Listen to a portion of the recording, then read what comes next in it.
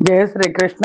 శుక్లాంబరధరం విష్ణుం శశివర్ణం చతుర్భుజం ప్రసన్నవదనం ధ్యాయేత్ సర్వ విఘ్నోపశాంతయే. కృష్ణాయ వాసుదేవాయ దేవకీ నందనాయ చ నందగోపకుమారాయ గోవిందాయ నమో నమః. మహాకవి శ్రీ బమ్మెర పోతనామాత్య ప్రణీత శ్రీ మహాభాగవతం చదువుతున్నాం. చతుర్థ స్కంధంలో ఉన్నాము. చతుర్థ స్కంధంలో కర్దమముని యొక్క సంతానం గురించి మైత్రేయ మహర్షి విదురుడికి చెప్పారు. తర్వాత దక్ష ప్రజాపతి సంతతి గురించి చెప్తున్నారు. మైత్రేయ మహర్షి విదురుడికి ఇలా చెప్పారు. వనజజుని వలన భవమందిన యా దక్ష ప్రజాపతికి మను నిజనందనగు ప్రసూతి సతీయందనగా 10 ఆర్వు హృదయ మందిరి కన్యల్. బ్రహ్మ వల్ల జన్మించిన దక్ష ప్రజాపతికి స్వయంభవ మను కుమార్తె ప్రసూతిని అతను వివాహం ఆడాడు. ఆ ప్రసూతి వల్ల 16 మంది కన్యకలు జన్మించారు. ఈ విధంగా జన్మించిన వారిలో శ్రద్ధ, మైత్రి, దయ, శాంతి, తుష్టి, పుష్టి, క్రియ, ఉన్నతి, బుద్ధి, మేధ, హ్రీ, మూర్తి అనే పేర్లు గల 13 మంది కన్యలను ధర్ముడు అనే రాజునికిచ్చి దక్ష ప్రజాపతి వివాహం చేశారు. అలాగే అగ్నిదేవునికి ఒక కుమార్తెను, పితృదేవతలకు ఒక కుమార్తెను, జనన మరణ నివర్తకుడైన ఈశ్వరునకు ఒక కుమార్తెను ఇచ్చి వివాహం చేశారు. ధర్ముని భార్యల్లో శ్రద్ధ వలన శృతము, మైత్రి వలన ప్రసాదము, దయ వలన అభయము, శాంతి వలన సుఖము, తుష్టి వలన ముదము, పుష్టి వలన స్మయము, క్రియ వలన యోగము, ఉన్నతి వలన దర్పము, బుద్ధి వలన అర్థము, మేధ వలన స్మృతి, తితిక్ష వలన క్షేమము, హ్రీ వలన ప్రశ్రయము, మూర్తి వలన సకల కళ్యాణ గుణాలకు కారకులైన నరనారాయణులు అనే ఋషులిద్దరూ జన్మించారు. ఆ నరనారాయణులు జన్మించిన శుభ సమయంలో గాలి అనుకూలంగా మెల్లగా వీచింది. 4 దిక్కులు స్పష్టంగా తేటపడ్డాయి. లోకాలన్నీ ఆనందాన్ని పొందాయి. దేవదుందుభులు సందడి చేస్తూ మోగాయి. సముద్రాలు కలకువ లేకుండా నిశ్చలంగా ఉన్నాయి, కలత లేకుండా. నదులన్నీ తమకు మించిన వేగంతో ప్రవహించాయి. గంధర్వులు, కిన్నరులు గానాలు వినిపించారు. అప్సర కాంతాలు నాట్యాలు చేశారు. సురలు అక్కడక్కడ పూల వాన కురిపించారు. మునిజనులు సంతోషంతో స్తుతించారు. ఆ సమయంలో విశ్వం అంతా కూడా ప్రకాశించింది. అప్పుడు బ్రహ్మాది దేవతలందరూ కూడా మహాత్ములైన ఆ నరనారాయణులకు దగ్గరికి వచ్చి ఈ విధంగా స్తుతించారు. గగనస్థలిందోచు గంధర్వ నగరాది రూప భేదములట్టు రూఢి మెరసి ఏ ఆత్మ ఎందేని నేపారు మాయచే నీ విశ్వమిటు రచయించబడియే. నట్టి ఆత్మ ప్రకాశార్థమై ముని రూపముల ధర్మ గృహమున పుట్టినట్టి పరమ పురుషా నీకు ప్రణమిల్లెదా. మదియుగాక ఈ సృష్టి దుష్కర్మ వృత్తి జరగ నీకొండు కొరకునై సత్వగుణము చే సృజించిన మమ్మిట్లు శ్రీనివాసమైన సరసీరుహ ప్రభ నపహసించు నీ కృపాలోకనంబుల నెమ్మి చూడు. ఆకాశంలో మునులందరూ వచ్చి ఆ నరనారాయణులను స్తుతిస్తున్నారు. ఆకాశంలో కనిపించే గంధర్వ నగరం పెక్కు రూపాలు పొందినట్లుగా నీ మాయ వల్ల ఈ జగత్తంతా రూపభేదాలతో గోచరిస్తోంది. ఈ విశ్వం మొత్తం ఏ ఆత్మలో ప్రకాశిస్తుందో ఆ పరమాత్మ ఉనికిని లోకాలకు తెలియచేయడం కోసం ధర్ముని ఇంట్లో మీరు ముని రూపధారులై నరనారాయణులుగా జన్మించారు. ఓ పరమ పురుష, నీకు ప్రణామాలు. సృష్టిలో దుష్కర్మ ప్రవర్తన జరగకుండా ఉండడానికి సత్వగుణంతో మమ్మల్ని నీవే సృష్టించావు.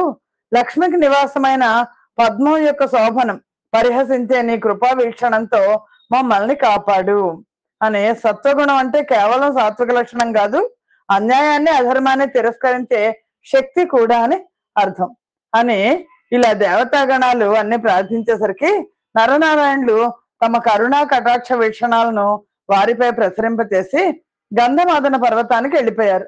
తండ్రి అయిన ధర్మునికి ఆనందం 3 రెట్లుగా అతిశయించింది. ఎందుకంటే తండ్రము ధర్ముడు కుమారులు ఇద్దరు కూడా తపస్సు కోసం వెళ్ళిపోయారు. ధరణీభర ముడుంపుటక నర నారాయణులు భువి జననమనయము నొందిరి అర్జున కృష్ణాఖ్యలం గురు యదు వంశముల సత్వగుణ యుతులగుచున్ అని మైత్రేయ మహర్షి చెప్తున్నాడు. ఆ భూమాత భారాన్ని తగ్గించడం కోసం నరనారాయణులే అర్జునుడు కృష్ణుడు అనే పేర్లతో పుడమ మీద కురువంశంలోనూ యదువంశంలోనూ జన్మించారు. సత్వగుణ సంపన్నులై ప్రకాశించారు.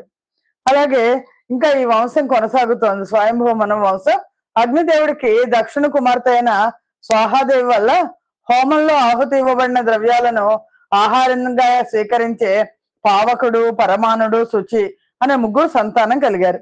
వాళ్ళ వలన 45 అగ్నులు జన్మించారు. తాత తండ్రులతో కలిసి మొత్తం 49 మంది అగ్నులు అయ్యారు. అగ్నిదేవుని ఉద్దేశించిన యజ్ఞ కర్మలను నిర్వహించే ఇష్టులు ఆయా పేర్లతో ఈ యజ్ఞ కర్మలు నిర్వహిస్తారు. అగ్నిశ్వాత్తులు, బర్హిషదులు, సౌమ్యులు, పితలు, ఆద్యపులు, సాగ్నులు, నిరగ్నులు. దక్షిణ కుమార్తె అయిన స్వధ అనే ధర్మపత్ని వల్ల వయున, ధారిణి అనే 2 కూతుళ్ళు పుట్టారు. వాళ్ళు జ్ఞాన విజ్ఞాన పారంగతులు, బ్రహ్మనిష్ట పారంగతులు. ఇలాగా సృష్టి కార్యక్రమం కొనసాగుతోంది.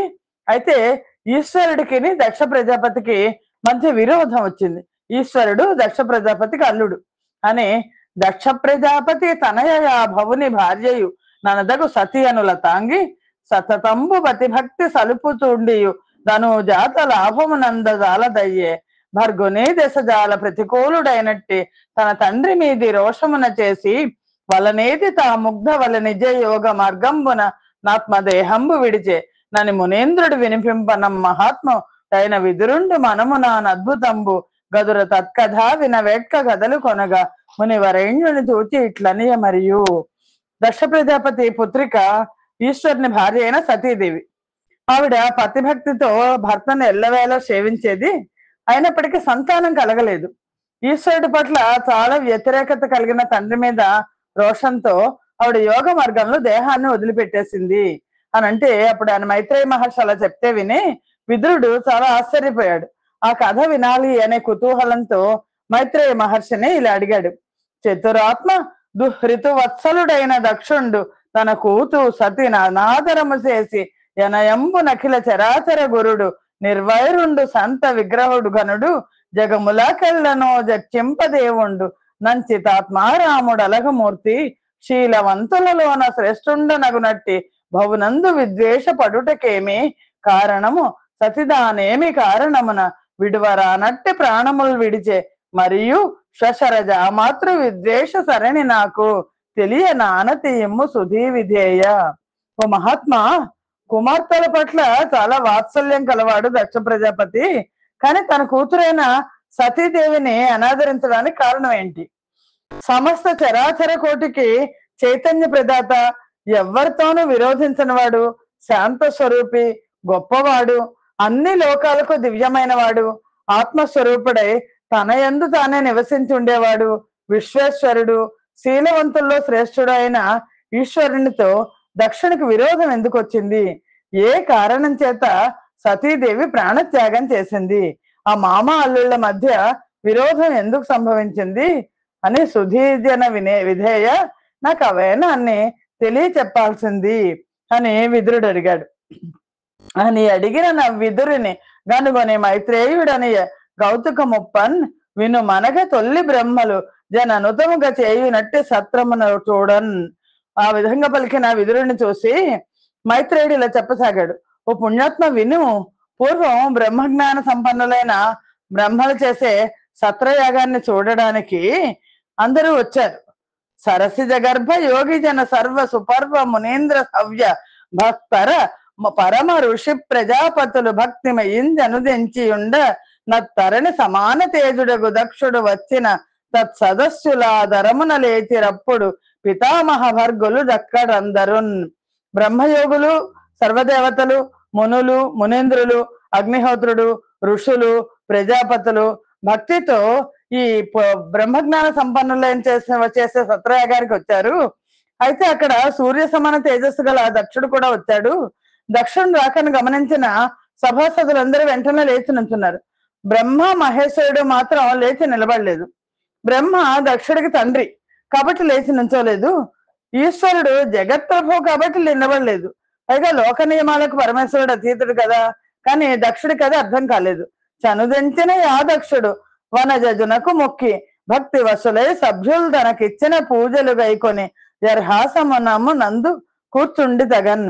ఆ వచ్చిన దక్షుడు బ్రహ్మకి నమస్కరించాడు. భక్తి పారవస్యంతో సభ్యులు తనకు చేసిన పూజలన్నీ స్వీకరించాడు. తనకు ఉచితమైన ఆసనం మీద కూర్చున్నాడు. తను చూసి సభ్యులంతా లేచారు. ఆసనం నుండి దిగని ఆ శివుని వైపు కళ్ళ వెంట నిప్పులు రాలేట్లు చూస్తూ ఇలా అన్నాడు: వినుడు మీరలు రుదమాని విభుద ముని హుతాశనాది సురోత్తములార మోహమత్ సరోక్తులు కావు నా మాటలంచు వారికి అందరక పురవైరి చూపి అని, ఓ దేవతలారా, మునీశ్వర్లారా, అగ్ని మొదలైన దేవతా శ్రేష్ఠులారా, మీరంతా సర్దు చేయడం మాని నా మాట వినండి. నేననే మాటలు ఆశ్చర్యంతో పలికేవి కావు అంటూ ఈశ్వరుని చూపించాడు. చూపించి పరికింపనితడు దిక్పాలయాసోహ అని కరుడి క్రియాశూన్య పరుని చేత గరమొప్ప సజ్జనాచరిత మార్గము దూషితం బయ్యనెన్న గతత్ర పోండు మహిత సావిత్రి సమానను సాధ్వి నస్మత్తనూజను మృగ శాభనేత్ర సకల భూమీశ్వర జన సమక్షమున మర్కటలోచనుడు కరగ్రహణమర్ధి చేసి తా శిష్య భావంబు చెందుటాత్మ దళచి ప్రత్యుద్గమాభివందనములమే నడపకుండిన మానని నన్ను గన్న గోరి మాటకు తనకేమి గోరువోయే. చూడండి, మీరందరూ పరిశీలిస్తే ఈ శివుడు దిక్పాలకులకు కీర్తికి హాని కలిగించేవాడు, క్రియాశూన్యపరుడు. ఇతని వలన సజ్జనులు నడిచే మార్గం చెడిపోయింది. సిగ్గులేని శివుడు సావిత్రీదేవితో సమానమైన నా కుమార్తెను సాధ్విని లేడి కన్నుల వంటి కన్నులు గలదాన్ని కోరి అగ్నిసాక్షిగా బ్రాహ్మణ బంధుజన సమక్షంలో వివాహం చేసుకున్నాడు. అందువల్ల కోతి కళ్ళ వంటి కళ్ళు గల ఈ శివుడు గొప్పవాడయ్యాడు. అది మధ్యలో తలచి నాకు ఎదురుగా వచ్చి నమస్కరించి గౌరవించొద్దా? పోనీ అదలో ఉంచండి, నన్ను చూసి నోటితో పలకరిస్తే ఆయనకేం గౌరవ లోపం వచ్చింది అని అనయంబు లుప్త క్రియా కళాపుడు మానహీనుడు మర్యాద లేనివాడు మత్త ప్రచారుడు మత్త ప్రియుడు దిగంబరుడు భూత ప్రేత పరివృతుండు తామస ప్రమథగ భూతములకు నాథుండు భూతి లిప్తుండస్థి భూషణుండు నష్ట శౌచుండు నున్మత నాథుడును దుష్ట హృదయుడు ఉగ్రుడును బరేతభూ నికేతనుడు వితతస్రస్తకేషు దశుచి అయిన ఇతనికి శివనాముడను ప్రవాదమెటులగలిగే నశివుడగు నితని నెరిగి ఎరింగి వేదంబు శూద్రునకిచ్చినట్టులా. ఎలా తిడుతున్నాడు శివుణ్ణి! ఇంకా ఈ శివుడు వేదోక్త కర్మలను చెయ్యడు, అభిమానహీనుడు, మర్యాద లేనివాడు, మత్తెక్కి తిరుగుతాడు, పిచ్చివాడికి ఇష్టమైన వాడు, దిగంబరుడు, భూత ప్రేత గణాలతో కూడి ఉంటాడు, తామస గుణం ప్రధానమైన ప్రమథ గణాలకు భూతగణాలకు అధిపతి, బూడిద పూసుకుంటాడు, ఎముకలు భూషణాలుగా ధరిస్తాడు, శుచి లేనివాడు, మతి లేని పిచ్చివాళ్ళకు ప్రభువు, దుష్ట హృదయుడు, శ్మశానంలో కాపురం ఉంటాడు, జుట్టు విరబోసుకుని అపవిత్రంగా తిరిగే ఇతనికి శుభాలను కలిగించేవాడు అనే అర్థం గల శివుడు అనే పేరు ఎలా వచ్చింది? శూద్రునికి వేదాన్ని ఇచ్చినట్లు తెలిసి అశివుడైన ఈ శివునికి విధి ప్రేరితుడనై నా కుమార్తెనిచ్చి పెళ్లి చేశాను అని ఈ విధంగా శివునికి వ్యతిరేకంగా మాట్లాడుతూ శివుణ్ణి శపిస్తానని జలాన్ని స్వీకరించి రోషంతో దక్షుడు ఇలా అన్నాడు: ఈ శివుడు ఇంద్రుడు విష్ణువు మొదలైన దేవతలతో పాటు యజ్ఞ సమయంలో హవిర్భాగాన్ని పొందకుండుగాక అని శపించాడు. ఈ విధంగా దక్షుడు పలికిన నిందావాక్యాలు పైకి తిట్లుగా ఉన్నప్పటికీ మరో అర్థంలో భగవంతుడైన ఈశ్వరుని పట్ల వాస్తవాలుగా ఉన్నాయి, స్తుతిగా పరిణమించాయి. రుద్రునికి శాపం ఇచ్చినందుకు సభలోని వాళ్ళు దక్షుణ్ణి కూడని పని చేశావు అంటూ కోపడ్డారు. కోపం పెరిగి దక్షుడు తన నివాసానికి వెళ్ళిపోయాడు. అంతటి పరమేశ్వరుని అనుచరులో మొట్టమొదటి వాడైన నందీశ్వరుడు దక్షుడు శపించడాన్ని అనవసరపు మాటలు మాట్లాడడాన్ని విని కోపంతో ఎర్రబడ్డ కళ్ళు కలవాడే ఇలా అన్నాడు: దక్షుడు తన మానవ శరీరం గొప్పదిగా భావించి ఎవరికీ ద్రోహం చేయని భగవంతుణ్ణి వేరే విధంగా చూసి తప్పు చేశాడు. ఇటువంటి మూర్ఖుడు భగవంతుని నిజస్వరూపం గ్రహించడానికి కూడా సుముఖుడు కాడు. అంతేకాక కుటిల ధర్మాలను ఆశ్రయించి అల్ప సుఖాపేక్షల పట్ల ఆసక్తి పెంచుకున్నాడు. అర్థవంతమైన వేదవాక్యాలను స్వార్థాన్ని సమర్థించే వాక్యాలుగా భావిస్తున్నాడు. బుద్ధిని కోల్పోయి కర్మలలో చిక్కుకుని బంధింపబడుతున్నాడు. దేహాన్నే తన అస్తిత్వానికి ఆధారంగా భ్రాంతిపడి అంతర్యామి అయిన ఆత్మను మరిచి పశువులుగా ప్రవర్తిస్తూ స్త్రీల పైన కోరిక పెంచుకొని పతనం అయిపోతాడు. అంతేకాకుండా త్వరలోనే ఈ దక్షుడు గొర్రె తల గలవాడు అవుతాడు అని నందీశ్వరుడు శపించాడు. తన మనస్సులోని అజ్ఞానాన్నే జ్ఞానంగా భ్రమించి పరమేశ్వరుణ్ణి తిరస్కరించిన దుష్టుడు ఈ దక్షుడు. ఇతన్ని అనుసరించిన వారు సంసార కర్మలో చిక్కి జనన మరణ చక్రంలో పడిపోతారు. అంతేకాకుండా హరద్వేష అయిన దక్షిణ మార్గాన్ని అనుసరించే బ్రాహ్మణులు అర్ధవాదాలతో నిండిన వేదవాక్యాల వల్ల మద్యపు వాసన వంటి మనస్సుతో క్షోభపడి అసత్కర్మలపై ఆసక్తి కలవారవుతారు. ఏవి తినవచ్చో ఏవి తినదగనవో తెలియని అవివేకంతో జీవిస్తారు. విద్య, తపస్సు, వ్రతము అన్నింటినీ దేహ పోషణ సుఖాలకు వినియోగిస్తారు. ధనం మీద, దేహం మీద, ఇంద్రియాల మీద ఆదరాభిమానాలు కలవాళ్ళై యాచకులై విహరిస్తారు అని అక్కడ ఎవరైతే దక్షుణ్ణి పూజించారో ఆ బ్రాహ్మణులందరినీ కూడా శపించాడు నందీశ్వరుడు. ఆ శాప వాక్కులను విని భృగు మహామని ఏంటంటే మళ్ళా ఇలా శపించాడు. వసుధనెవ్వారు దూర్జటి వ్రతులు వారు వారికి అనుకూలు రఘుచురెవ్వారు వారు నట్టి సచ్శాస్త్ర పరిబంధులైన వారు నవని భాషండులయ్యదరు అని చెప్పించే. ఎవరైతే శివదీక్ష వహించి శివదీక్ష పరాయణులు అవుతారో వాళ్ళని ఎవరైతే అనుసరిస్తారో వాళ్ళు వేదశాస్త్ర విరోధులై పాషండులైపోదురుగా కానీ భృగు మహర్షి ఎదురు శాపం ఇచ్చారు. సకల వర్ణాశ్రమాచార హేతువు లోకమునకు మంగళ మార్గమును సనాతనము పూర్వ సృష్టి సమ్మతము జనార్దన మూలమును నిత్యమును శుద్ధమును శివంబు నార్య పధానుగంబగు వేదమును విప్రగణము నిందించిన కారణమున నే శివదీక్ష ఎందేని మధ్యమ పూజ్యుడై భూతపతి దైవ మగుచునుండు నందు మీరలు భస్మ జటాస్థిధార ధారణములదగి మూఢ బుద్ధులు నష్ట శౌచులై నసింతురు పాషండులగుచు నన్నుతో శాపం అనురించే నా ద్విజ సత్తముండు. ఆ భృగు మహర్షి శాపం ఇచ్చాడు. ఏమనిచ్చారంటే సకల వర్ణాశ్రమ ధర్మాలకు ఆచార ధర్మాలకు కారణమైంది వేదం. అది లోకానికి శుభకారకమైంది, సనాతనమైంది, పూర్వ ఋషుల చేత సమ్మతించబడింది, విష్ణువు నుండి అది ప్రభవించింది, నిత్యము పరిశుద్ధము అయినది, ఆర్యులైన పెద్దలు అనుసరించదగిన మార్గాన్ని చెప్పే వేదాన్ని విప్రగుణాన్ని నిందించిన కారణంగా శివదీక్షా పరులచే ఆరాధించబడే భూతనాథుడు శివదీక్షలో సైతం మధ్యమ పూజ్య స్థానం వహిస్తాడు. ఆయన భక్తులైన మీరు బూడిదను జడలను ఎముకలను ధరింతురుగాక, మూర్ఖులై శౌచం లేని వారే పాషండులై నశింతురుగాక అని భృగు మహర్షి చెప్పించారు. ఈ విధంగా భృగు మహర్షి నందీశ్వరుడు పరస్పరం శపించుకున్నారు. అయినప్పటికీ భగవద్ అనుగ్రహం వల్ల నాశనం పొందలేదు. ఆ సమయంలో శివుడు వినమస్కుడై దేని యందు మనస్సు పెట్టని వాడే అనుచరులతో కలిసి వెళ్ళిపోయాడు. జయ శ్రీకృష్ణ. మైత్రేయుడు విదురుడికి ఇలా చెప్పడం కొనసాగించాడు.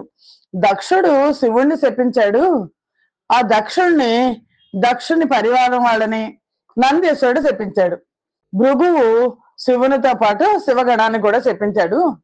వీళ్ళందరూ శపించుకోవడం గమనించి కూడా ఈశ్వరుడు ఏమాత్రం పట్టించుకోలేదు. పైగా వాళ్ళ శాపాలు ఫలించకుండా ఉన్నందువల్ల వాళ్ళు ఎవరు నశించలేదు కూడా. అంటే ఎందుకని వాళ్ళ శాపాలు ఫలించలేదు అంటే, మొదటిది వాళ్ళ శాపాలు ధర్మబద్ధం కావు, రెండోది శాప ఫలం కూడా పరమేశ్వరుని అధీనంలో ఉంటుంది అని ఇక్కడ తెలుస్తోంది. పరమేశ్వరుడికి ప్రాణికోటిపై చాలా అనురాగం ఉంటుంది. ఆ అనురాగం ఎంతటి అనురాగం ఉంది అని చెప్పడానికి ఇదే ప్రత్యక్ష సాక్ష్యం అని మైత్రేయ మహర్షి విదురుడితో ఇలా చెప్తున్నారు. అనఘాత్మ ఏ యజ్ఞమందు సర్వశ్రేష్ఠుండగు హరి సంపూజ్యుడై వెలుగు నట్టి యజ్ఞంబు సమ్యగ్ విధానమున సహస్ర వత్సరములు నదుడు నచ్చే గరమొప్ప నమర గంగా యమున సంగమావని గలుగు ప్రయాగయందు నవబృధ స్నానంబులతి భక్తి గావించి గత కల్మషాత్ములై ఘనతకెక్కి తగ నిజాశ్రమ భూముల దలచివారలందరును వెక్కతో జనిరనుచు విదురునకును మైత్రేయుడను ముని నాయకుండు నెరుగ వినిపించి వెండియు నిట్టులనియే అని ఇక్కడ ఆ యజ్ఞం కొనసాగింది. ఏ యజ్ఞంలో సర్వశ్రేష్ఠుడైన హరి పూజించబడతాడో ఆ యజ్ఞాన్ని వేద శాస్త్రోక్త సమ్యక్ విధానంతో 1000 సంవత్సరాలు బ్రహ్మ చేశాడు. గంగా యమున నందులు కదిలిసిన ప్రయాగలో ఋషులందరూ దీక్షా స్నానాలు చేసి పాపరహితులై తమ ఆశ్రమాలకు వెళ్ళారు. అప్పట్లో బహుశా ఇప్పటి కుంభమేళ అప్పుడు కూడా జరిగి ఉంటుంది అని మైత్రేయ మహర్షి విదురునితో మళ్ళా ఇలా చెప్పాడు. మానవులకు 1000 సంవత్సరాలు బ్రహ్మకు ఒక పగలు అని గీతలో చెప్పిన దాన్ని బట్టి చూస్తే బ్రహ్మ 1000 సంవత్సరాలు యజ్ఞం చేశాడు అంటే ఒక పగలు యజ్ఞం చేశాడని అర్థం. బ్రహ్మ చేసిన యజ్ఞం అంతా ఈ సృష్టి యజ్ఞంలో పాల్గొన్న ఋషులంతా జీవుల కర్మ ఫలితాలు తమకు అంటకుండా ఉండడం కోసం దీక్షా స్నానాలు చేసి వెళ్ళారు అని. యజ్ఞాధిపతి విష్ణువుగా బ్రహ్మ యజ్ఞం చేయడం అంటే సమస్తము వ్యాపించిన విష్ణువే యజ్ఞ స్వరూపుడు అని తెలుసుకోవడం అని. అలా మాయమైన దక్షిణకు అల్లుడైన ఈశ్వరుడికి దక్షుడు వెళ్ళిపోయాడు, ఈ బ్రహ్మ యజ్ఞంలో ఈశ్వరుడు వెళ్ళిపోయాడు. ఈశ్వరుడికి పరస్పర విరోధం పెరుగుతోంది. ఇలా పెరుగుతుండగా చాలా కాలం గడిచింది. రుద్రుడు లేని యాగం లేదని తెలిసి కూడా పరమేశ్వరునితో ఉన్న పూర్వ వైరం వల్ల ప్రజాపితులందరిపైన దక్షుడు అధినాయకత్వాన్ని వహించాడు. ఆ అధికార గర్వంతో ఈశ్వరాదులను ధిక్కరించి రుద్రహీనమైన వాజపేయము అనే యజ్ఞాన్ని చేశాడు. ఆ తర్వాత బృహస్పతి స్తవనము అనే పేరు గల యజ్ఞం చేయడానికి ఉపక్రమించాడు. ఆ యజ్ఞాన్ని చూడాలనే వేడుకతో పరమమునులు, ప్రజాపతులు, దేవతలు, మహర్షులు భార్యలతో సహా విచ్చేశారు. వచ్చిన వారందరూ దీవెనలిచ్చి దక్షుడు చేసిన పూజలను అందుకున్నారు. ఇక్కడ మనకి దక్ష ప్రజాపతి యజ్ఞం చేసేటప్పుడు కుమార్తె దాక్షాయని అక్కడికి వెళ్ళడం కనిపిస్తుంది ఈ ఘట్టంలో. దక్షతనయ సతీదేవి దవిలి ఆత్మ సదనము నుండి జనకుని సవన మహిమ గగన చెరులు నుతింపన కలకలంబు విని కుతూహలిని అయి వీధి చూడ అయ్యవసరంబున దదుత్సవ దర్శన కుతూహలులై సర్వ దిక్కుల వారు జనుచుండిరి ఆ సమయంబున. అలాగా ఆకాశంలో వెళ్తూ తన తండ్రి దక్షుడి యాగాన్ని అందరూ వెళ్తున్నారు, ఆ యజ్ఞాన్ని చూస్తున్నారు, దక్షుడి చేత పూజలు అందుకుంటున్నారు, బహుమానాలు తీసుకుని వెనక్కి వెళ్తున్నారు. వాళ్ళు అలా దక్షుడి యాగాన్ని గురించి అందరూ కీర్తిస్తున్నారు. ఆ దేవతల కలకలాన్ని విని సతీదేవి తన ఇంటి నుండి ఆ వినువీధి మీద వైపు చూసింది. వాళ్ళందరూ విమానాల్లో వెళ్తున్నారు. ఆ సమయంలో దక్షుని యాగం చూడాలి, తండ్రి చేస్తున్న యాగం చూడాలి అని కుమార్తెకి చాలా కోరిక వచ్చింది. ఆ చూడాలన్న కుతూహలంతో అన్ని దిక్కుల వాళ్ళు వెళ్తున్నారు. తనరారు నవరత్న తాటంకరోతులు చెక్కుటద్దములతో చెలిమిసేయ మహనీయ తపనీయమయ మత పద కద్యుతుల్ రసంభాగ లంస భాగంబులా నావరింప నంచిత చీని చీనాంబర ప్రభలతో మేఖలా కాంతులు మేలమాడ చెంచల సారంగ చారు విలోచన ప్రభలు నల్దిక్కుల బ్రబ్బి కొనగా మించు వేడుక భర్తృ సమేతలగుచు మాని తంబుగ దివ్య విమానయాన లగుచున్న ఆకాశ పదము నరుగుతున్న ఖచర గంధర్వ కిన్నరాంగనల చూచి. ఆ తల్లి దాక్షాయిని మొత్తం అందరినీ వెళ్తున్న వాళ్ళని చూస్తోంది. దేవతలు, ఖేచరులు, గంధర్వులు, కిన్నెరులు ఎంతో వేడుకతో భర్తలతో కలిసి దివ్య విమానాలను ఎక్కి వెళ్ళిపోతున్నారు. ఆ స్త్రీలు ధరించిన నవరత్నాలు పొదిగిన కర్ణభూషణాల కాంతులు అద్దాల లాంటి వాళ్ళ చెక్కిళ్ల మీద ప్రకాశిస్తున్నాయి. మేలిమి బంగారంతో చేసిన పతకాల కాంతులు మోపులపై వ్యాపిస్తున్నాయి. చీనాంబరాల కాంతులు వడ్డాణాల కాంతులతో కలిసి మేళమాడుతున్నాయి. లేడి కళ్ళ వంటి అందమైన వారి కన్నుల కాంతులు నలుదిక్కుగా ప్రసరిస్తున్నాయి. అలా దంపతులుగా విమానయానంతో ఆకాశ మార్గంలో దేవతలు, ఖేచర్లు, గంధర్వులు, కిన్నెర్లు వెళ్ళడం సతీదేవి చూసింది. భర్తలతో కలిసి వెళ్తున్నారు, అందులో చాలా అలంకారాలు చేసుకుని వెళ్తున్నారు. అది చూసి ఆవిడ సతిధన పతియగు నా పశుపతి చూచి సముత్సకతను భాషించే ప్రజాపతి మీ మామ మఖము సువ్రత మతి నొనరించుతున్న వాడట వింటే. భర్తతో అంటోంది ఆవిడ సతీదేవి. పాశములతో సమస్త ప్రజ్ఞలను బంధించిన తన పతి అయిన పశుపతిని చూసి అంటోంది. అని చూసి ఆవిడ ఉత్సాహంతో ఇలా అంది, మీ మామగారైన దక్ష ప్రజాపతి దీక్షాపరుడ యజ్ఞం చేస్తున్నట్ట విన్నారా అంటే మనం కూడా వెళ్దాము అని. కావున నా యజ్ఞమునకు నీ విభుద గణంబులర్ధి నేగెద రదిగో దేవ మనం ఇప్పుడు అతడికి బోవల నేను వేట్క నాకు బుట్టెడు నభవా. ఇద్దరం కలిసి వెళ్దాము అని అంటుంది. అదిగో ఆ యజ్ఞానికి ఆ దేవతా గణాలు వెళ్తున్నాయి ప్రభు, మనం కూడా అక్కడికి వెళ్దామనే కోరిక నాకు కలుగుతోంది అని. ఆ యజ్ఞము గనుగొనగా నా ఎనుజలు భక్తి ప్రాణనాథుల తోడం బాయక వత్తురు మనమం బోయిననే వారి నచట బొడగాన గల్గున్. ఆ యజ్ఞాన్ని చూడడానికి నా తోబుట్టువులంతా వస్తారు కదా, వాళ్ళందరూ తమ తమ భర్తలతో వస్తారు. మనం కూడా వెళ్ళినట్లయితే వాళ్ళందరినీ అక్కడ చూడొచ్చు. సాధారణంగా మనం ఏదైనా ఫంక్షన్కి వెళ్తే అక్కడ అందరినీ పలకరించవచ్చు, అందరినీ చూడొచ్చు అని వెళ్తాం కదా.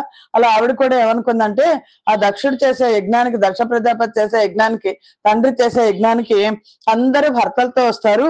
అందరినీ పెళ్లిళ్ళు అయిపోయాక ఎక్కడ వాళ్ళు అక్కడ వెళ్ళిపోతారు కదా ఆడపిల్లలు, అందరూ ఒకసారి అందరినీ చూడడానికి అవకాశం ఉంటుంది కదా అని పాపం ఆవిడ భావించింది. జనకుని ముఖమన కర్ధింజని నీతో వారి బర్హ సంజ్ఞికత గడుందనరిన భూషణముల గై కొన వెక్క జనించని ఈశక్కు జన విశ్నాస. ఈశ్వర, దుష్టజన నాశంకర, మా నాన్న చేసే యజ్ఞానికి వెళ్ళి అక్కడ కూతుడికి అల్లుడికి కానుకలు ఇస్తారు కదా ఆయన, ఆ కానుకల్ని ఆ నగల్ని స్వీకరించాలని నాకు చాలా కోరికగా ఉంది అని చెప్పి, నా తోడను స్నేహము గల మా తనుద సోదరి సమాజము ఋషి సంఘాత కృతమఖ సంబంచిత కేతువు గన వెక్క గగన కేశ జనించన్. సూర్యకిరణాలే కేశాలుగా గల ఓ అంబరకేశ, నా పైన ఎంతో ప్రేమ గల మా అమ్మను, ఆమె తోబుట్టువుల్ని, ఆవిడ తోబుట్టువుల్ని, ఋషి సమూహం చేత స్థాపించబడిన యజ్ఞ ధ్వజాన్ని, ఇవన్నీ చూడాలన్న కోరిక నాకు కలుగుతోంది. అంతేకాకుండా ఓ స్వామి, సత్వరజ స్తమో గుణాలనే మూడిటితో పంచభూతాలతో నిర్మించబడే ఈ జగత్తు నీ మాయా విలాసమే కాబట్టి నీకు ఆశ్చర్యాన్ని కలిగించదు. నీ నిజ స్వరూపాన్ని తెలుసుకోలేక స్త్రీ స్వభావంతో దీనురాలనై నేను మా పుట్టిల్లు చూడాలని కోరుకుంటున్నాను అని ఆవిడ మళ్ళా ఇలా అంది.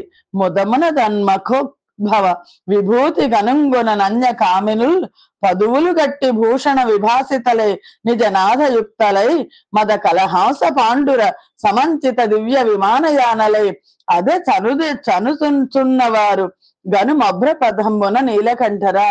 ఈవిడ చూసింది భర్తతో కూడా చెప్తోంది, అదిగో ఈశ్వర, దక్ష యజ్ఞ వైభవాన్ని చూడాలని ఇతర స్త్రీలు గుంపులు గుంపులుగా నగలను అలంకరించుకొని పతులతో కలిసి తెల్లని హంసల వంటి కాంతి గల విమానాల్లో ప్రయాణిస్తూ వెళ్తున్నారు. అదిగో ఆకాశ మార్గంలో వాళ్ళని చూడండి. అనగా విను లోకంబుల జనకుని గేహమున గలుగు సకల సుఖంబుల్ తనయలు సని సంప్రీతింగనుగొనకే రీతి నిలుచు గాయముల భవా. ఓ పుణ్యాత్మ, లోకంలో కూతుళ్లకు తమ తండ్రి ఇంట్లో శుభకార్యాలను చూడడానికి వెళ్లకుండా, సుఖాలను అనుభవించకుండా ప్రాణాలు ఎలా నిలబడతాయి? అనయము విలువకయుండన్ జనన అనుచితం అంటివేని జనక గురు సుహృద్ జననాయక గేహములకు జను చందురు పిలవకున్న సజ్జనుల భవా. ఆ తల్లి ఎంత అమాయకంగా ఉందంటే, ఓ పుణ్యాత్మ మనని పిలవలేదు కదా అంటావేమో, పిలవకుండానే వెళ్ళడం తగదని అంటారేమో. తండ్రి, గురువు, స్నేహితుడు, ప్రభువు అయిన వాళ్ళ గృహాలకు పిలవకుండానే సజ్జనులు వెళ్ళడం సదాచారం కదా. ఇప్పుడు మనకి చాలా మంచి స్నేహితులు ఎవరైనా ఉంటే పొరపాటున వాళ్ళు మర్చిపోయి మన పిలవడం మర్చిపోయినా సరే వెళ్ళాలి, ఎందుకంటే వాళ్ళు మనకి హితులు, సన్నిహితులు, స్నేహితులు కాబట్టి అని. అలాగే తండ్రి ఒక యజ్ఞం చేస్తుంటే పిల్లల్ని పిలవాల్సిన అవసరం ఏముంది? వేరు కాదు కదా, మనని పిలవాల్సిన అవసరం ఏముంది? మనం వెళ్ళి అక్కడ నిలబడ్డమే కదా అని అంటోంది ఆవిడ. అని ఇంకా ఇలా అంటోంది, దేవా, నా పట్ల ప్రసన్నుడివై నా కోరిక తీర్చడానికి తగినవాడు నువ్వే కదా. సర్వజ్ఞుడివైన నీ దేహంలో నేను సగభాగంగా ధరించబడ్డాను, అలాంటి నన్ను నువ్వు అనుగ్రహించాలి అని ప్రార్థిస్తే ఆ జగత్ అయిన పరమాత్మ పరమేశ్వరుడు చిరునవ్వులు చిందిస్తూ జగత్ సృష్టికర్తలైన ప్రజాపతుల సమక్షంలో దక్షుడు తన గురించి పలికిన మనస్సు ఛేదించే ములుకుల్లాంటి వాక్కుల్ని స్మరిస్తూ పరమేశ్వరుడు ఇలా అన్నాడు. పరమేశ్వరుడికి ఆ దక్షుడు అన్న మాటలు గుర్తొచ్చింది. కళ్యాణి, నీ మాట గడు నొప్పు బంధువుల్ పిలువకుండి నన్ను సంప్రీతి జనదు రంటి విధియులెస్స అయినను దేహాభిమాన మదమున నమర్షమునను గడిగి ఆరోపిత ఘన కోప దృష్టులు గారేని బోధగు గాని వినుము వినిత విద్యా తపో విత్త వయోరూప కులములు సుజనులకు గుణంబు లివియు కుజనుల ఎడ దోష హేతుకంబు లై వివేకంబు సెరచును మహాత్ములైన వారి మహాత్మ్యం ఆత్మ గర్వమున చేసి జడులు పొడగాన జాలరు జలజ నేత్ర. ఓ సతీదేవి, ఆయన పరమేశ్వరుడు ఎంతో చక్కగా చెప్తున్నారు. నీ మాట చాలా బాగుంది, ఎంతో యుక్తంగా ఉంది. బంధువులు పిలవక్కర్లేదు, పిలవకపోయినా ప్రీతితో వెళ్తారనేది నువ్వు అన్న మాట నిజమే. కానీ దేహాభిమాన మదంతో, రోషంతో వాళ్ళ ఆగ్రహావేశాలని చూపనట్లయితే వెళ్ళొచ్చు. వాళ్ళు మన మీద ద్వేషం లేకపోయినా కోపం లేకపోయినా వెళ్ళొచ్చు. కానీ విను, విద్య, తపస్సు, ధనము, వయస్సు, రూపము, కులము ఇవన్నీ కూడా సుజనులకు సుగుణాలు. కానీ ఇవి దుర్జనులకు, ఎవరికైతే అహంకారం ఎక్కువైపోతుందో, ఆ దక్ష ప్రజాపతికి అహంకారం ఎక్కువైపోయింది. దుర్జనులకు దోషకారకాలై వివేకాన్ని చెడగొడతాయి. మహాత్ముల గొప్పదనాన్ని అవివేకులు గర్వంలాగా వల్ల గ్రహించలేరు అని విను. మట్టి కుటిలులగు దుర్జనుల గృహంబులకు బంధు సరణిని బోవంజనదు వినీతులకది గడు అనుచితమైనట్ల ఇండు నది ఎట్లన్నన్ అని. కుటిల బుద్ధులైన కుజనుల ఇండ్లకు నార్యులేగవారనాదరమున బొమ్మలు ముడివడంగ భూరి రోషాక్షులై చూతురదియుగాక సుదుతి వినుము. ఓ సతీదేవి చూడు, కుటిలులైన దుర్జనులున్న ఇంటికి బంధుత్వాన్ని పాటించి వెళ్ళడం తగని పని. ఎందుకంటే వాళ్ళు ఏం చేస్తారంటే, వినయ సంపన్నులకు అది అనుచితము. ఏం చేస్తారంటే, కుటిల బుద్ధి గల దుర్జనుల ఇళ్లకు సజ్జనులు వెళ్ళరు. ఆ దుష్టులు అనాదరం చేస్తారు. ఆదరించరు సరికదా, అవమానిస్తారు. ఆ దుష్టులు కనుబొమ్మలు చిట్లించి వాళ్ళని రోషంతో చూస్తారు. అంతేకాదు, బలవంతుడైన శత్రువు ప్రయోగించిన బలవంతమైన బాణాలు తాకి శరీరం గాయాలు పడి శిథిలమైన మానవుడు ఆ దుఃఖాన్ని దిగమింగి ఎలాగో తప్పుకొని పోయి నిద్రపోతాడు. శత్రువు ఏదైనా దుర్భాషలు ఆడితే నిజానికి అవి బాణాలు లాంటి మాటలు. ఆ శరీరం గాయపడుతుంది, మనసు గాయపడుతుంది, శిథిలం అవుతుంది. అయినా సరే ఆ దుఃఖాన్ని దిగమింగి ఎలాగోలా తప్పుకొని నిద్రపోతాడు. శత్రువు బాణాలు వేసినా సరే, శరీరానికి గాయాలైనా సరే. కానీ ఉమాదేవి ఇష్టమైన బంధువులు మనస్సుకు తగిలేట్లు దుర్భాషలు ఆడితే అవి మనస్సుకు బాధ కలిగిస్తూ అహర్నిశలు కృషింప చేస్తాయి. మనకి ఇష్టమైన బంధువులు మన మనస్సుకు తగిలేట్టు ఏదైనా దుర్భాషలు ఆడితే మనస్సుకు బాధ కలిగిస్తాయి, అవి కృషింప చేస్తాయి. విను లోకోత్కృష్టుడు దక్షునికి తనూభవలలోన కూరిమి సుతవైనను నా సంబంధమున జనకునిచే బూజబడే జాలవు తరుణి. ఓ తరుణి, లోకంలో గొప్పవాడు దక్షుడు, తన కుమార్తెలు అందరిలోనూ కూడా ప్రియమైన పుత్రికవు నువ్వే. అయినప్పటికీ నన్ను పరిణయమైన మాడిన కారణాన నీ తండ్రి గౌరవాన్ని పొందలేవు. నువ్వు అదేంటి, మీ సంబంధం వల్ల నాకు గౌరవం లభించదని అంటున్నారు? నా తండ్రికి మీకు విరోధం కలగడానికి కారణం ఏమిటి అని నువ్వు అడిగావనుకో, దానికి ఏం చెప్పాలి నేను సమాధానం? నిరహంకార నిరస్త పాప సుజనా నింద్యోల్ల సత్కీర్తి గొందరు కామించి యశక్తులై మనములందహ్య మానేంద్రియాతురులై యూరక మచ్చరింతురు మహాత్ముండీశ్వరుండైన యా హరితో బద్ధ విరోధముందొడరు దైత్య శ్రేణి చందంబునన్. నిరహంకారులు, పాపరహితులు, సజ్జనులు, నిందలు లేనివాళ్ళు కొందరు కీర్తిని చూసి కొందరు తమకు కూడా అలాంటి కీర్తి కలగాలని కోరుకుంటారు. కానీ వాళ్ళకి ఆ కీర్తి రాదు, అశక్తులై అది సాధ్యం కాక మనసులో రగిలిపోతూ ఇంద్రియాలకు లొంగి మాత్సర్యం వహిస్తారు. మహాత్ముడైన శ్రీ మహావిష్ణువుతో దైత్యుల బద్ధ విరోధత్వం వహించిన విధంగానే సజ్జనులపై వీళ్ళు నిష్కారణంగానే ఈర్ష్య పెంచుకుంటారు. దక్షుడు ఏ కారణం లేకుండా నన్ను విమర్శించాడు అని ఇక్కడ చెప్తున్నారు. అంతేకాకుండా నేను దక్షుడు బ్రహ్మగారి యజ్ఞం చేసినప్పుడు నేను వెళ్ళాను, అతనికి ఎదురుగా వెళ్ళి నమస్కరించలేదు అని నన్ను తిరస్కరించాడని నువ్వు అనుకోవచ్చు. అలా అయితే లోకల్లో జనులు పరస్పరం ఎదురుకుండా వెళ్ళి నమస్కరించుకుంటారు. ప్రాణికోటికి అంతర్యామైన పరమాత్మ నిత్య పరిపూర్ణుడు కాబట్టి భౌతిక దేహాలకు నమస్కరించడం తగదు అని ప్రాజ్ఞులైన వాడు మనస్సులోనే నమస్కారం చేస్తారు. అంతేకాని దేహాభిమానం గలవారికి చేతులెత్తి నమస్కరించరు. నేను కూడా వాసన మాత్రుడై సర్వభూత హృదయాల్లో నివసించే వాసుదేవుడు, శుద్ధ సాత్వికుడు, అంతఃకరణంలందు ఏ ఆవరణము లేని ఆ పరమాత్మకు హృదయంలో ఎప్పుడూ నమస్కరిస్తుంటాను. దక్షుడు ఏ అపరాధం లేని నన్ను పూర్వం బ్రహ్మలు చేసే సత్రయాగ సందర్భంలో చెడ్డ మాటలతో నిందించాడు, పరాభవించాడు, నన్ను ద్వేషించడం మొదలెట్టాడు. నీ తండ్రి అయినప్పటికీ ఆ దక్షుడు, అతని అనుయాయులు చూడదగరు. కాబట్టి నా మాటలను అతిక్రమించి నువ్వు అక్కడికి వెళ్ళినప్పటికీ నీకు అక్కడ పరాభవం జరుగుతుంది. లోకంలో బంధుజనుల వలన గౌరవించబడక అవమానించబడ్డం చనిపోవడం లాంటిదే అని పరమేశ్వరుడు పలికాడు. అభవుడైన ఆ ఈశ్వరుడు పోవడానికి ఆజ్ఞ ఇస్తే అక్కడ అవమానించబడి అశుభాన్ని కొని తెచ్చుకుంటుంది, కానీ వద్దని వారిస్తే మనోవేదనతో మగ్గిపోతుంది అని మనసులో తలపోస్తూ ఆ ఈశ్వరుడు మౌనంగా ఉండిపోయాడు. అప్పుడు తన వాళ్ళని చూడాలనే కోరికకు వ్యతిరేకత కలగడం వల్ల సతీదేవి మనస్సు దుఃఖంతో నిండిపోయింది.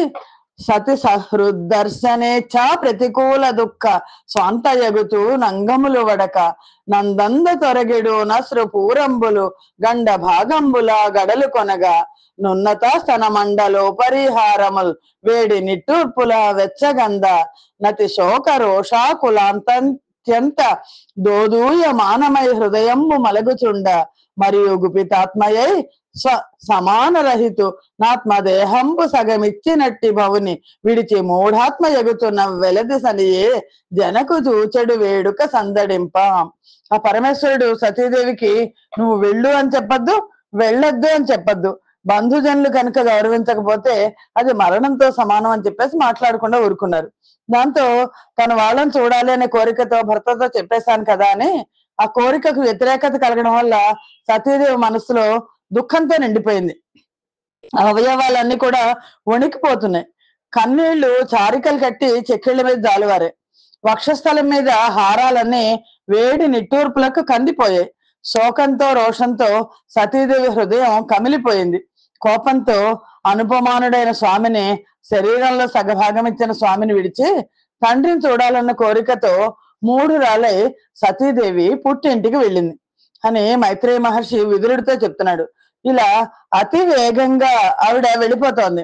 మానిని తనుచుండ మణి మన్మదాది సహస్ర సంఖ్యాత రుద్రానుచరులు యక్షులు నిర్భయులు వృషభేంద్రుని మున్నిడి కొనుచు నమ్ముదిత దాల్చు కందుకాంబుగ శారిక తాళవృంత దర్పణ ధవళాత పత్ర ప్రసూన మాలిక సవర్ణ మణి విభూషణ ఘనసార కస్తూరిక చందనాది వస్తువులు గొంచు నేగి సర్వాణి గదిసి శంఖ దుందుబి వేణు నిస్వనములొప్ప మానితంబైన వృషభేంద్ర యాన చేసి యజ్ఞ భూమార్గులై అర్ధి నరిగి ఎరిగి ఆవిడ నేను వెళ్ళిపోతానని బయలుదేరింది.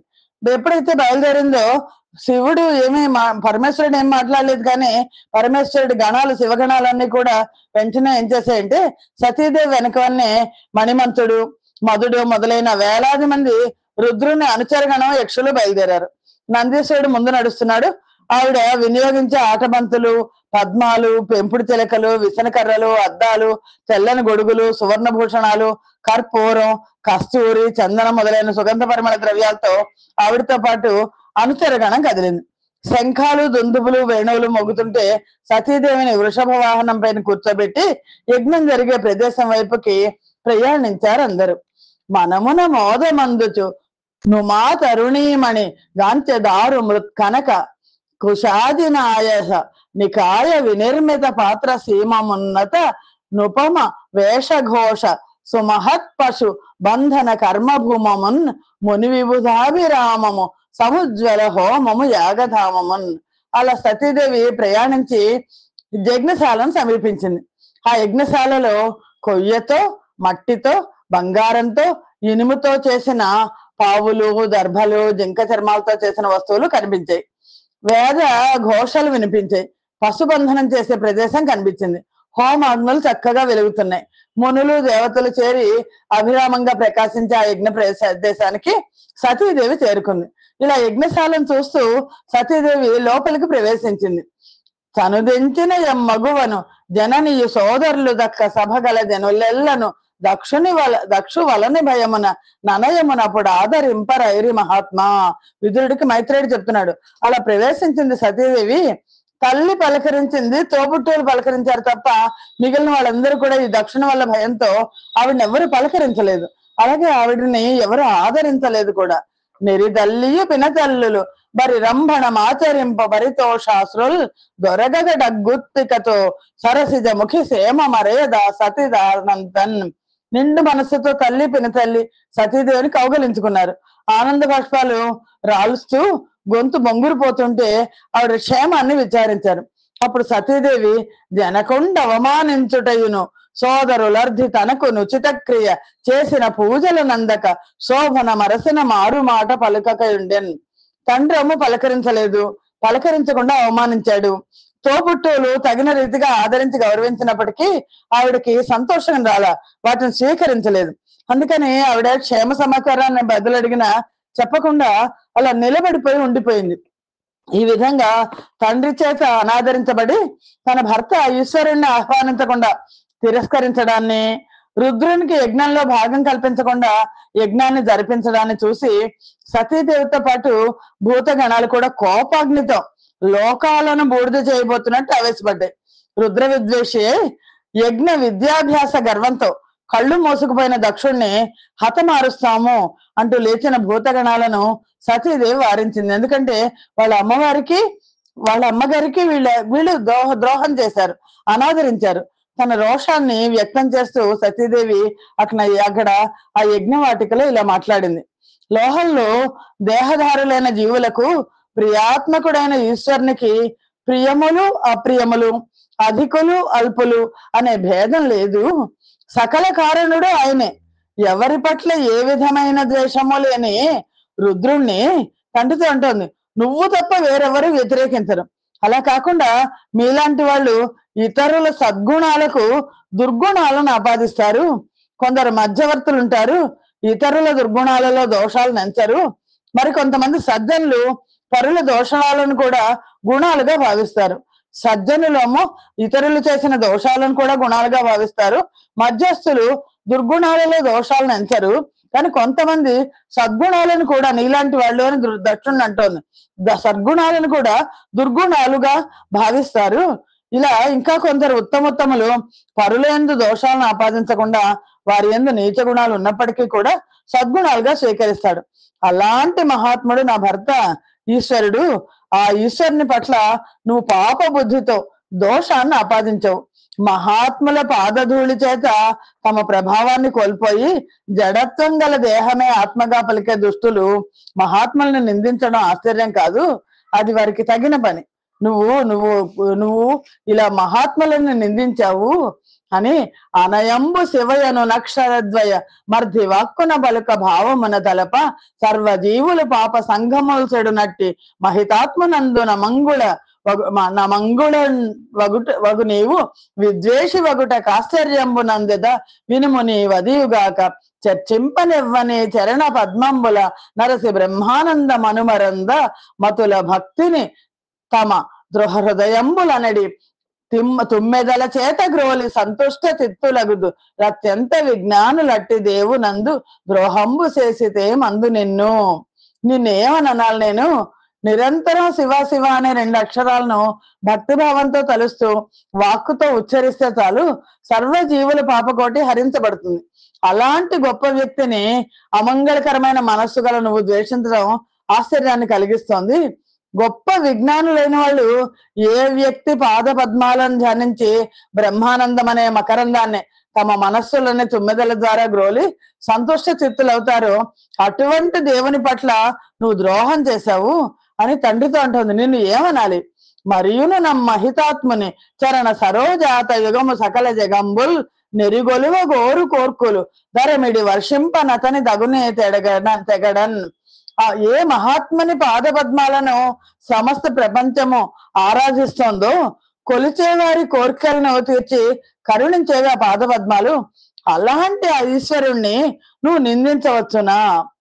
పరగజితాస్థి భస్మ నృకపాల జటాధరుడున్ బరేత భూచరుడు పిశాచయుక్తుడని సర్వన మంగళుగాదలంపరెవ్వరు నొక్కడీవు తగ్గ మరి వాక్పతి ముఖ్యులు నమ్ మహాత్మ సచ్చరణ సరోజ రేణువులు సమ్మతి దాల్తురు మస్తకంబులను. ఏదో ఎముకలు భస్మము కపాలము జటలను ధరించి శ్మశానంలో పిశాచ గణాలతో కలిసి తిరుగుతాడు అని నువ్వు విమర్శించావు. ఆ అమంగళ స్వరూపుడని ఈశ్వరుణ్ణి విమర్శించావు. నువ్వు తప్ప ఈశ్వరుణ్ణి ఇంకెవరు అలా భావించరు. బ్రహ్మాది దేవతలు ఆ మహాత్ముని పాద పద్మాలను ఆశ్రయించిన పరాగ రేణువులని శిరస్సు మీద ధరిస్తారు అని నెలకొని ధర్మపాలన వినిర్మల భర్గు తిరస్కరించు నా కలుషని జిహ్వగోయదగు గాకటు సేయగ నోపడేని దా బొలియుట యొప్పు రెంటికి ప్రభుత్వము సాలని గర్ణరంధ్రముల్ బలుపుగా మూసికొంచు జనబాడి ఎటందురు ధర్మవర్తనుల్. పరిపూర్ణంగా ధర్మాన్ని పరిచాలించే నిర్మలుడైన పరమేశ్వరుణ్ణి తిరస్కరించే పాపాత్మని నాలుకను కోసేయాలి. అలా చేయడానికి శక్తి లేకపోతే శివనిందను విన్నందుకు చనిపోవడం మంచిది. రెంటికి చేత కాకపోతే వేళ్లతో చెవుల రంధ్రాలను మూసుకొని వెళ్ళిపోవడం ధర్మము అని ధర్మవర్తలైన పెద్దలు చెప్తారు. అందువల్ల జనుడు అజ్ఞానమునన్ భుజించిన జుగుప్సంబైన అన్నంబు సయ్యన వెళ్ళించి పవిత్రుడైన గతి దుష్టాత్ముండవై ఈశ్వరున్ ఘను నిందించిన నీ తనూభవ ననంగా నోర్వ నీ హేయ భాజనమైనట్టి శరీరమున్ విడిచి భాస్వచ్చుద్ది బాటిల్లెదన్. ఎంత మాట అంది ఆవిడ. తెలియకుండా తిన్న అపరిశుభ్రమైన ఆహారాన్ని కక్కిస్తారు, కక్కించి పరిశుభ్రుని చేస్తారు. అలా కక్కి పరిశుభ్రుడైనట్లే దుష్ట బుద్ధితో ఈశ్వరుని నిందించావు నువ్వు. నీ కూతుర్ని అనిపించుకోవడానికి నేను సహించలేను. నీ వల్ల ప్రాప్తించిన ఈ హేయ భాజనమైన ఈ శరీరాన్ని విడిచి నేను పరిశుద్ధురాలను అవుతాను అని. దేవతలకు ఆకాశ గమనం, మానవులకు భూతల గమనం రెండు స్వాభావికాలు. అదే విధంగా వేదోక్త కర్మలు కోరికలుగా కలిగి నిర్వహించే వారికి ప్రవృత్తి లోపంలోనూ, వైరాగ్య భావంతో చేసే వారికి నివృత్తి రూపంలోనూ కనిపిస్తాయి. ఇది వేద విధి. వేద యజ్ఞాలు యాగాలు చేస్తే కోరికలతో చేస్తే కోరికలు తీరుతాయి, కోరికలు లేకుండా చేస్తే మోక్షం వస్తుంది. ఇది వేద విధి. రాగద్వేషాలతో కూడుకున్న సంసారాలకు వైదిక కర్మాచరణంతో విధి నిషేధమైన రూపమైన మార్గం ఉంది. ఆత్మారామ సంపన్నులైన వైరాగ్య జీవన్లకు అది లేదు. ఇది సహజం. స్వధర్మ నిష్ట కలవాళ్ళని నిందించడం తగదు. విధి నిషేధ రూపమైన కర్మలు, వాటికి భిన్నమైన కర్మలు అనబడే ఈ ఉభయ కర్మలు చేయవలసిన అవసరం లేని బ్రహ్మ పదార్థమైన ఆ సదాశివుణ్ణి పనిలేని వాడని నిందించడం పాపం. కేవలం సంకల్పం మాత్రం చేతనే ప్రాప్తించే అణిమాదులైన అష్టసిద్ధులు మాకున్నాయి. మహాయోగుల చేత సేవించబడి ఈ అణిమాది సిద్ధులు నీకు సిద్ధించవు. నీ ఐశ్వర్యం ధూమ మార్గాన్ని ప్రవర్తిస్తూ యాగాన్న భోజనం చేసేవారి చేత యజ్ఞశాలలో నీ ఐశ్వర్యం కీర్తించబడుతుంది. కాబట్టి నేను గొప్ప సంపన్నుడిని అని మనస్సులో భావించి చితాభస్మాన్ని ఎముకలను ధరించిన ఈశ్వరుణ్ణి దరిద్రుడిని తక్కువగా భావించి గర్వించడం నీకు తగదు. తండ్రికి బాగా పెడుతోంది ఆవిడ. నీలగళాపరాధియగు నీకు తనూభవనౌట చాలదా చాలు గుమర్త్య నీదు తను జాత ననన్ మది సిగ్గు పుట్టడి నేల ధరన్ మహాత్మలకు నెగ్గొనరించడి వారి జన్మములు గాలుపనే తలంప జనక కుటిలాత్మక ఎన్ని చూడగన్ దుష్టుడా, శంకరుని పట్ల అపరాధం చేసిన నీకు పుత్రయంకాన్ని కావడం కంటే దురదృష్టం ఇంకేముంది? చాలు, నీ కూతురు నన్ను చెప్పుకోవడానికి కూడా నేను సిగ్గుపడుతున్నాను. మహాత్ములకు కీడు తలపెట్టే వారి జన్మ ఎందుకు తగలబెట్టడానికా అని ఆవిడే ఓ కుటిలాత్మకుడా అని తండ్రినని వరవృషకేతనుండు భగవంతుడునైన హరుండు నన్ను నాదర పరిహాస వాక్యముల దక్ష తనూభవ అంచు బిల్వ నే పురపుర ముక్కుచున్ ముదము పొందక నర్మవచ స్మితంబులన్ దొరగుదు నీ తనూజనను దుఃఖము కంటెను జచ్చుటొప్పగొన్. నన్ను ఆ వృషభధ్వజుడైన ఈశ్వరుడు ఆదరంతో కాని పరిహాసంతో కాని నన్ను దక్షపుత్రిక అని పిలిచాడనుకో, నేను ఆ దుఃఖంతో తల్లడిల్లిపోతాను. సంతోషించలేక చమత్కార వాక్యాలతో చిరునవ్వులు చిందించలేక కుమిలిపోతాను. నీ కూతుర్ని అనే మాట పడి దుఃఖించడం కంటే చనిపోవడం మేలు అని ఈ విధంగా యజ్ఞసభ మధ్యంలో నిలబడి తనకు ప్రతికూలుడైన దక్షుడితో పలికి కామక్రోధాది శత్రువులను అణగార్చే సతీదేవి ఉత్తర దిక్కుగా నిలిచి జలంతో ఆచమించి శుచి అయి మౌనంగా నేలపై కూర్చుండి యోగ మార్గం ద్వారా శరీర త్యాగం చేయాలని భావించింది. జితాసన అంటే ఆసనాన్ని జయించింది అని అర్థం. అంటే తనకు నివాసమైన దేహాన్ని త్యజించింది ఆవిడ. బుద్ధిపూర్వకంగా యోగం ద్వారా శరీరాన్ని విడిచిపెట్టాలనుకోవడం యోగుల పద్ధతి అని వరుస ప్రాణాపాన వాయు నిరోధంబు గావించి వాని నేకముగా నాభి తలమున గూర్చి ఎంతట నుదానము దాకా నెగయించి బుద్ధితో హృదయ పద్మమును నిలిపి వాని మెల్లన కంఠ మార్గమునను మరి భ్రూ మధ్యమున వసింపజేసి శివాంగ్రి రాజీవ చింతనముచే నాజునే దక్క నన్యంబు చూడ కం మహాత్ముని ఎంక పీఠమ్మునందు నాదరంబున నుండు దేహంబు దక్షు వలని దోషంబునను విడువగదలచి కాల్చెదనువున ననిలాగ్ని ధారణములు. ఆ తల్లి తన శరీరాన్ని వదిలిపెట్టేయడానికి ఏం చేసిందంటే ఆవిడ సతీదేవి ప్రాణ అపాన వాయు మార్గాలను నిరోధించి వాటిని రెండింటినీ ఒకటిగా చేసి నాభి యందు నిలబెట్టింది. ఆ తర్వాత దాన్ని పైకి లాగి బుద్ధితో కలిపింది, హృదయ పద్మంలో స్థాపించింది, కంఠం దాకా తీసుకొచ్చింది. ఆ తర్వాత ఇంకా పైకి తీసుకొచ్చి భూమధ్యంలో నిలిపింది. ఏకాగ్ర చిత్తంతో పరమేశ్వరుని పాదపద్మాలను ధ్యానించింది. పరమశివుణ్ణి తప్ప వేరెవ్వరిని చూడని స్థితి కల్పించుకుంది. శివుని అంకపీఠంలో ఆదరించబడిన తన దేహం దక్షుని సంబంధం వల్ల దూషితమైంది అని భావించి దేహాన్ని విడిచిపెట్టాలని తనలో యోగాగ్నిని రగులుకొల్పింది. ఈ విధంగా యోగాగ్నిని ధరించి పాపరహితమైన దేహం గల ఆ సతీదేవి యోగ సమాధిలో జన్మించిన అగ్నిలో ఆ క్షణమే దగ్ధమైపోయింది. అది గనుగొన హాహాధ్వని వదలగనిట్లని మానవులు ద్రిదశుల్ నీ మదిరాక్ష ఎకట దేహము వదలే గదా దక్ష తోడి వైరము కథనన్. ఆ సన్నివేశం చూసిన మానవులు దేవతలు హాహాకారాలు చేశారు. ఈ సతీదేవి విరోధంతో, ఆ దక్షుని మీద విరోధంతో దేహాన్ని వదిలింది కదా అని మానవులు దేవతలు చాలా బాధపడ్డారు.